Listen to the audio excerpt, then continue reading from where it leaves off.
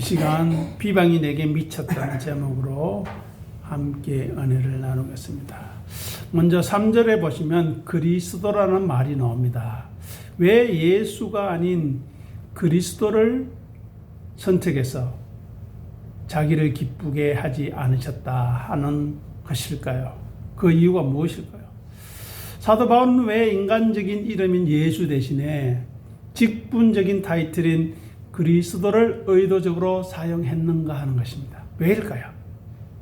그것은 단순히 예수님이 착한 일을 했다고 말하는 것과 그리스도께서 자기를 기쁘게 하지 않으셨다고 말하는 것에는 신앙적인 무게와 설득력에 큰 차이가 있기 때문입니다. 그리스도는 기름 부음 받은 자라는 것을 우리는 잘 알고 있습니다. 성경에서 기름 부음 받는 자가 누구입니까? 왕, 제사장, 선지자지요. 그래서 여기서 그리스도를 앞세우는 것은 예수님이 왕이다, 우리의 주인이라는 뜻을 내포하고 있습니다. 일반적으로 왕은 통치권을 행사합니다. 그리고 백성의 섬김을 받습니다. 그리고 자기 뜻대로 행할 수 있는, 또 백성들을 위해서 선정을 베풀 수 있는 최고의 권리를 가진 존재라는 것입니다. 그래서 사도 바울이 여기서 그리스도라는 호칭을 쓴 것은 역설적인 효과를 극대화하기 위함임을 생각해야 합니다.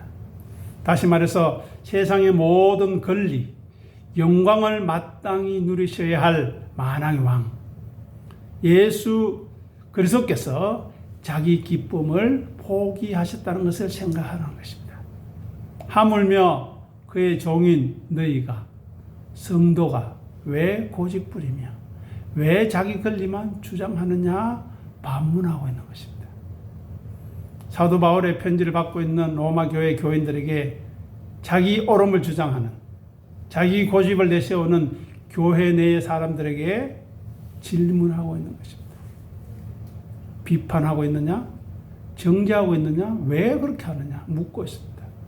그리고 그 비판과 정죄를 너도 같은 기준으로 당할 것이다 라고 말씀하는 것입니다.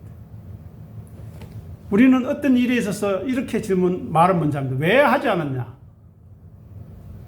말합니다.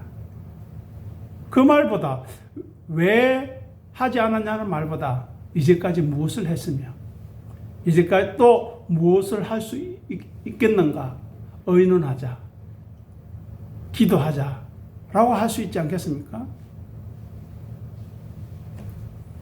즉 오늘 본문은 가장 높은 신분에 있는 분이 보여준 겸손을 강조하면서 교회 내에 기득권을 가진 믿음이 강한 자들의 교만을 꺾기 위한 것입니다. 사실 교회 내에서 기득권을 가졌다 하는 것도 우스운 이야기입니다. 교회 내에 기득권이 어디 있습니까? 교회 내에 자기 주장이 어디 있습니까? 자기 권리가 어디 있습니까? 교회에는 섬김밖에 없는 것입니다. 그런데 은혜를 모르고 예수 그리스도의 십자가의 은총이, 긍휼이 무엇인지를 인정하지 않고 모르는 사람이 이야기합니다. 내가 누군데, 내가 어떻게 교회를 위해서 일했는데 감히 내게 이렇게 생각하고 대듭니다. 은혜를 모르는 사람입니다. 믿음이 없는 사람입니다. 그러니 어떡하겠습니까? 기다려주는데 문제는 그런 사람들의 소리가 교회 안에서는 커져서는 안 된다는 겁니다. 그런 분위기를 만들어가서는 안 된다는 겁니다. 내가 어떻게 하면 더 섬길까? 내가 어떻게 하면 나보다 남을 더 낫게 여길까 하는 겸손이 아니라 기득권을 주장한다? 어리석은 짓입니다. 멸망할 짓입니다. 보십시오. 최고의 권위를 가진 예수 그리스도께서 겸손을 강조하기 위해서 신분적으로 대조하지 않습니까? 교회 안에서 자기를 비우거나 낮추지 못하고 자기보다 남을 낮게 여기지 않는 교만한 생각을 가진 사람들에게 말하는 것입니다. 그리스도라는 거울을 보여주면서 어떻게 해야 할지 생각하라는 것입니다. 과연 그 말이 옳은 것인지, 예수님이라면 그렇게 이야기했을 것인지 생각하라는 것입니다. 더 나아가서 성도들은 그리스도인이라 부르지 않습니까? 그리스도의 사람이라는 것입니다. 그죠? 그런데 문제는 그리스도는 없고 사람만 남아있습니다. 자기 주장만 하고 자기 고집만 남아있습니다. 질서가 없습니다. 토론이 되지 않습니다. 누가 이야기했습니다. 우리나라 사람은 토론하자 하면 싸우자고 덤벼듭니다. 내 입장은 이렇고 상대방은 어떤지 들어봐야 되는데 내 주장만 하고 길을 막아버립니다. 그러니 시끄러울 수밖에 없습니다. 그것을 아집이라고 이야기합니다. 그리스도에게 속한 사람들이 예수님을 섬기고 따르는 제자들이기 때문에, 양이기 때문에 그리스도인이라고 하는 것입니다. 그래서 우리는 우리 스스로에게 물어봐야 합니다. 나는 그리스도의 사람인가? 내 말과 내 행동에, 내 생각에, 내 마음에 그리스도가 있는가? 그렇게 살아왔고 그렇게 살고 있다면 그 사람이 성도요, 하나님의 사람이요, 그런 신앙의 연한이 깊어졌다면 그 사람이 교회의 어른인 것입니다. 그런데 교회에서 어른을 찾아보기 어렵습니다. 자기의 십자가의 피로 값주고 사신 교회로 부름받은 심령들에게 교회의 머리 대신 그리스도께서 가신 길, 섬김의 길, 자기를 비우고 자기를 낮추는 길, 오늘 본문 보십시오.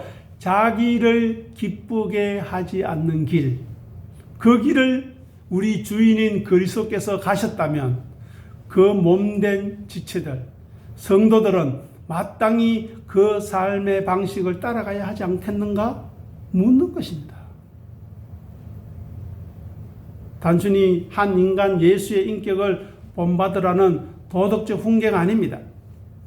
우리가 믿고 따르는 주님인 그리스도의 통치 원리가 내 삶에, 내 생각과 마음에 자리 잡고 있는가 하는 것입니다. 다시 한 번 더 말씀드립니다. 하나님 나라가 무엇입니까? 통치라고 했습니다. 그 통치가 무엇입니까? 말을 알아듣는 것입니다. 제발.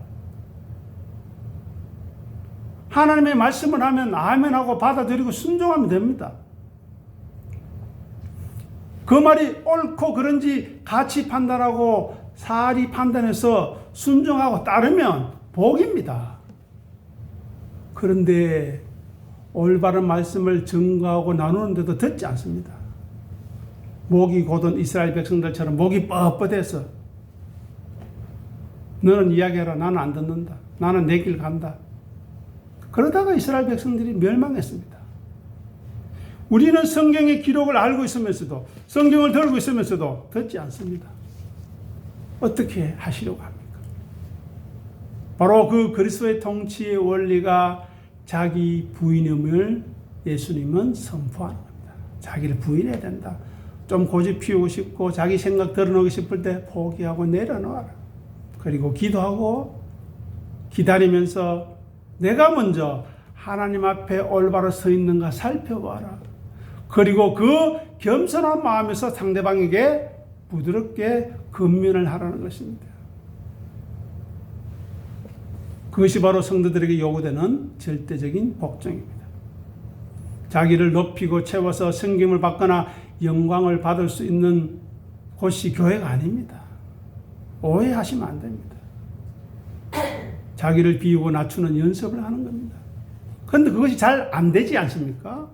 잘 안 될 때 욕하고 비난하지 말고, 그래, 나도 잘 안 되는데 안 되지, 기다려주고 기도해주고, 나도 예전에 같은 실수를 저질렀는데 이렇게 해서 하나님 은혜로 회복했다. 함께 갑시다. 함께 합시다. 기도하겠습니다. 서로 위로하고 격려하는 것이 교회지. 왜 자기 생각과 주장이 나타납니까? 그 사람은 그리스도인이 아닙니다. 자기인, 자기가 주인인 사람입니다. 자기가 대장입니다. 그러면 자기한테 대장질을 하면 됩니다. 정 아니면 자기 집에 돌아가서 대장질을 하면 됩니다. 교회에서는 그래서는 안 된다는 겁니다. 교회에서는 자기를 비우고 낮추어야 합니다. 연습을 해야 합니다. 쉽게 되지 않습니다. 그래서 하나님께서 우리를 기뻐하시는지, 하나님께서 나를 사랑하시는지를 자기를 비우고 낮추는 것을 통해서 인정받을 수 있는 것입니다. 높이고 고집부리에서는 두들겨 맞는 것밖에 없습니다. 이스라엘 역사를 보십시오. 제가 하는 말이 아닙니다. 자, 다음으로 자기를 기쁘게 하지 아니하셨다는 의미가 무엇인가를 생각해 보도록 하겠습니다. 예수님이 누구인가를 우리는 계속해서 살펴야 되는데, 예수님은 하나님의 아들로서 하늘의 모든 영광을 누렸던 분입니다. 그죠? 그리고 모든 피조물에게 섬김을 받을 권리가 있는 분이 아닙니까? 그래서 그리스도라고 하는 것입니다. 그러나 예수님은 자기의 편안함, 자기의 유익, 자기의 기득권, 자기의 권리 주장하지 않으셨습니다. 대신 어떻게 하셨습니까? 낮고 천한 인간의 모습으로 우리 같은 죄인들, 자기밖에 모르고 자기 고집 피우고 자기 성질 부리고 욕심 부리는 우리를 위해서 이 땅에 오셔서 그 제자들의 더러운 발을 씻기신 분입니다. 지금도 우리의 발을 씻기시기를 원하는데 우리는 베드로처럼 씻기 싫답니다. 내가 알아서 할게요. 왜 내 발을 씻겨줍니까? 나는 내 발도 못 씻기는 줄 압니까? 그러니까 예수님 뭐라고 합니까? 그러면 너는 나와 상관없다. 알아서 해라. 라고 하니까 그제서야 베드로가 발을 내밀지 않습니까? 우리도 그런 모습이 있는 거 생각해야 한다는 것입니다. 예수님은 병든 자를 고치시는 종의 형체를 취하셨습니다. 왜 있는 분이 종이 되어야 합니까? 왜 가진 분이 가난해야 합니까? 예수님은 하나님 뜻에 순종하기 위해서 그렇게 하셨다는 것입니다. 그 예수님을 믿는 우리가 왜 높아져야 합니까? 왜 자기 고집을 피우는가? 사도 바울은 묻는 것입니다. 예수님은 사람의 형체를 입고 스스로 제안하셨습니다. 할 수 있는데 안 하셨다고요. 그래서 성육신의 자리까지 비우셨음을 우리는 깊이 생각해야 합니다. 이건 모르면 우리는 희망이 없습니다. 가망이 없습니다. 당연하고 자연스러운 섬김과 권리와 영광을 그리스도께서 포기하셨다는 것을 우리에게 보여주시는 것입니다. 다음으로 인간적인 측면에서 예수님도 고난과 죽음은 피하고 싶은 두려움이었습니다. 왜냐하면 십자가를 앞두고 겟세마네 동산에서 기도해서 그 마음이 잘 나타나고 있습니다. 마가복음 14장 36절 앞에 보시고 우리 같이 읽어보겠습니다. 이르시되 아빠 아버지여, 아버지께는 모든 것이 가능하오니 이 잔을 내게서 옮기시옵소서. 그러나 나의 맛이 없고 아버지의 원대로 하옵소서 하시니. 아멘. 이야기합니다. 아빠 아버지 제발, 하나님 내 아버지 모든 것이 가능하지 않습니까? 이 잔을, 이 십자가를 내게서 옮겨달라고 이야기합니다. 그런데 마지막에 어떻게 이야기합니까? 나의 원은 십자가 안 지는 건데, 저 죄인들을 위해서 죽기 싫은데, 저 고집스럽고 억척스럽고 자기밖에 모르는 무지하고 무식한 인간들, 더러운 인간들, 악한 인간들을 위해서 죽기 싫은데 죽으라 하신다면, 아버지의 원이 그러시다면 그렇게 해달라는 것입니다. 이 얼마나 고통스러운 이야기입니까? 이 얼마나 아픔입니까? 우리는 그 아픔이 있습니까? 같이 하기 싫어요. 같이 밥 먹기 싫어요. 말도 하기 싫어요. 그런데 그 사람을 위해서 기도하고 눈물로서 하나님 앞에 나아갔는가 하는 것입니다. 아니잖아요. 욕했잖아요. 비난하잖아요. 어떻게 그리스도인을 할 수 있습니까? 예수님은 죄가 전혀 없으신 거룩한 하나님이십니다. 그러나 십자가의 잔을 마신다는 것은 단순히 죽는다는 의미를 넘어서 인류의 모든 더럽고 추악한 죄를 그분이 다 뒤집으시는 겁니다. 이 정도 억울한 일 당해보셨습니까? 예수님보다 더 비참한 자리, 떨어져 보셨습니까? 아니지 않습니까? 그 더럽고 추악한 죄를 뒤집어 쓰시고 죄 덩어리가 되는 것입니다. 우리가 쌓아놓은 오물에 예수님이 들어가셨다는 겁니다. 우리는 그렇게 하겠습니까? 그래서 완전하고 거룩하신 분이 완전한 더러움과 접촉하시고 그것과 하나 되어야 한다는 사실, 본능적으로 견디기 힘든 혐오감 아닙니까? 고통 아닙니까? 남이 사놓은 똥통에 왜 들어갑니까? 그런데 예수님은 그렇게 해야 하기 때문에 이 잔을 옮겨달라고. 나 그 더러움 싫습니다. 왜 내가 더러워져야 합니까? 그런데 아버지의 뜻이라면 그렇게 하겠다는 것입니다. 이것은 거룩한 존재가 죄에 대해 가지는 근원적인 거부 반응입니다. 내가 기꺼이 하죠. 잘하겠습니다. 아닙니다. 싫어요. 싫다니까요. 그런데 아버지가 원하신다면 싫어도 순종하겠습니다 하는 것이 예수님이었다니까요. 십자가에서 당하실 고통 중에서 예수님께서 가장 치명적인 것은 채찍질 맞는 거나 손과 발에 못 박히는 것이 아닙니다. 머리에 가시관 써서 피 흘리는 것이 아닙니다. 찢기는 것이 아닙니다. 그것은 바로 영원전부터 단 한 번도 끊어진 적이 없는 성부 하나님과의 관계가 끊어지는, 그것을 못 견디는 것입니다. 똥통도 좋고 더럽도 좋습니다. 그런데 내가 어떻게 아버지와야 끊어지겠습니까? 이것만은 도저히 견딜 수 없다는 것이 아버지께는 모든 것이 가능하오니 이 잔을 내게서 옮기시옵소서라는 말에 담긴 의미라는 것입니다. 예수님이 감당해야 할 잔은 우리가 받아야 할, 죄인들에게 쏟아져야 할 하나님의 저주와 심판이 아닙니까? 그런데 예수님이 그것을 직접 받으심으로, 친히 받으심으로 결과로 올 하나님으로부터의 버림받음, 저주와 심판, 절대적인 고독과 영적 단절이 바로 예수님을 전율하게 했다. 겟세마네 동산에서 눈에서 피가 흐를 정도로 전율했던 가장 큰 이유였다는 것입니다. 하나님으로부터 버림받는 것. 그렇게 피하고 싶은 그 간절한 소원, 자기를 기쁘게 하고 싶은 마음, 내 마음대로 하고 싶은 마음, 십자가를 지기 싫은 마음을 다 쏟아낸 후에 즉시 말합니다. 그러나 나의 원대로 마시옵고 아버지의 원대로 하옵소서. 이 고백이 우리에게 있는가 하는 것입니다. 이 전환이 있는가 하는 것입니다. 욕할 수 있습니다. 싸울 수 있습니다. 하지만 마지막에 아버지 뜻대로 해야 안 되겠습니까? 예수님의 하나님의 뜻에 순종하는 십자가의 희생이 그 전환이 있었기 때문에 더욱더 참된 의미가 있는 것입니다. 또 예수님께서 자신의 기쁨을 희생하신 것은 그분이 자기의 안위를 포기하셨기 때문입니다.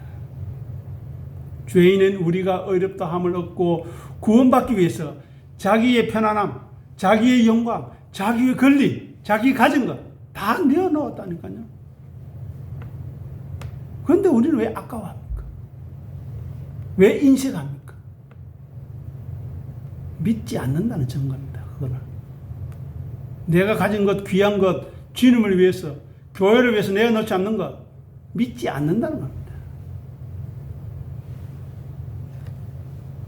나의 기쁨보다 이웃의 기쁨과 하나님의 영광을 먼저 구하는 희생적인 사랑만이, 내가 귀하게 생각하는 것, 내가 아끼는 것을 내어놓는 그 사랑만이 교회의 분열을 막고 진정한 연합을 이루는 것입니다.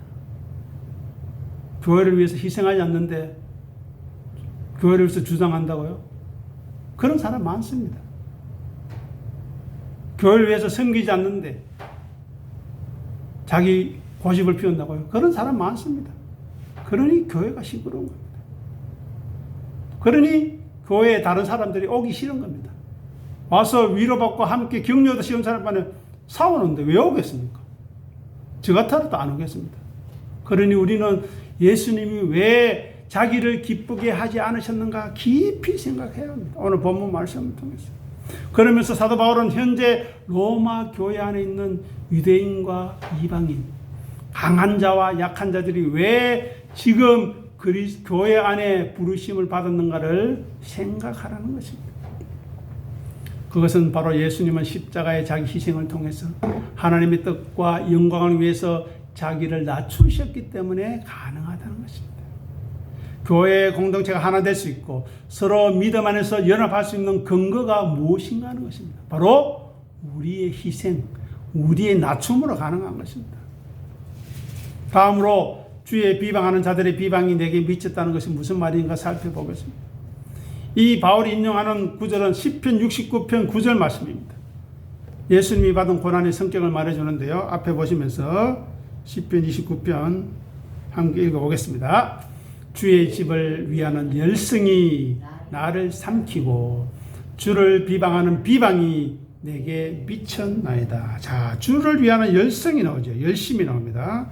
그런데 그 열심 때문에 내가 비방을 받는다는 거예요. 이 역설을 잘 이해해야 됩니다. 자, 쉽게 말하면 이렇습니다. 우리가 세상이 하나님을 향해서 가지고 있던 적대감과 비방이 있죠. 잘못했어 욕먹는 것이 아니고 올바르게 살아가는데, 진실하게 살아가는데, 섬김을 서로 섬기고 서로 나보다 남을 낮게 여기고 살아가는데 상대방이 비방해요. 왜요? 자기들은 그래 살지 않거든요. 그러니 저것들을 죽이 없애야, 욕을 해야, 너 거짓이야, 너 사기치고 있지, 너 하기 싫은데 억지로 하고 있지, 그 하는 비방을 하고 있는데 예수님이 그것을 온몸으로 대신 받으셨다는 것입니다. 그러면 왜 하필 시편 69편을 인용했는가 하는 것입니다. 사도 바울이. 이것은 바로 고난 받으시는 메시아, 의인의 전령을 보여주기 위해서 그렇습니다. 왜냐하면 시편 69편은 다윗의 시인데 하나님을 사랑하려고 하나님을 섬기려다가 억울하게 고난받는 의로운 고난자의 비탄함, 비참함을 담고 있기 때문입니다. 초대교회와 바울은 이 시편을 단순히 다윗의 이야기를 넘어서 장차 오실 메시아 그리스도의 순환을 예표하는 본문으로 해석했던 것입니다. 좀 더 설명하자면 비방의 전가의 원리를 설명하기 위해서입니다. 자, 시편 69편 9절 앞에 보시면서 보십시오. 이 인용된 구절의 핵심은 무엇이냐? 하나님을 향한 세상의 비방, 성도들을 향한, 교회를 향한 세상의 비방이 누구에게 떨어졌다고요? 그리스도에게 떨어졌다는 것입니다. 죄인들은 하나님을 미워하지만 보이지 않는 하나님을 직접 공격할 수 없지 않습니까? 대신에 그들은 하나님이 보내신 아들, 눈에 보이는 그리스도를 공격하고 모욕한다는 것입니다.